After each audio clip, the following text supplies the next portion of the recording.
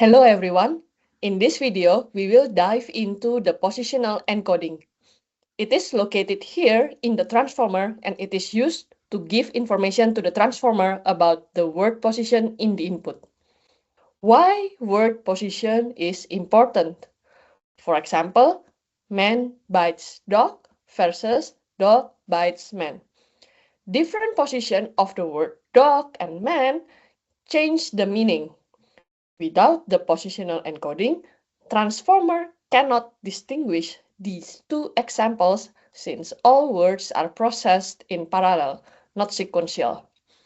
And the self-attention mechanism is permutation equivariant, meaning that if we shuffle the input tokens, the outputs are shuffled in the same way.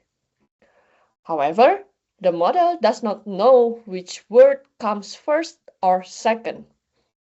This is because self-attention only compares the content of the tokens with each other, without any information about their positions. It just sees a set of words. Therefore, we need positional encoding to tell the model the order of the tokens. Positional encoding is basically a factor that is added to the word embedding. Therefore, need to have the same factor size as the word embedding. For example, in this video, the factor size is 4. One way to create positional encoding is to use binary position like this. However, the length of the input is limited depending on the number of bits, since n bits can encode only up to 2 to the power of n distinct positions. For example, with n equal to 4, we can encode up to 16 positions.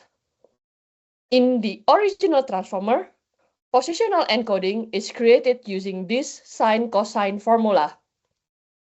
Sine for the even dimension in the vector, since it is for index 2i. So, in our vectors, it is for dimension 0 and 2. Cosines for the odd dimension, since it is for index 2i plus 1. So, in our vectors, it is for dimension 1 and 3. Therefore, the index I itself is for pairs. I equal to 0 is for dimensions 0 and 1. I equal to 1 is for dimensions 2 and 3, and so on if we have more dimension.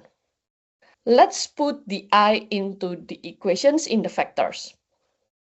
Then, pos is the token or word position. D is the model dimension, which is in our example is 4. In this sine-cosine way, unlike binary way, there is no fixed maximum position built into the position encoding.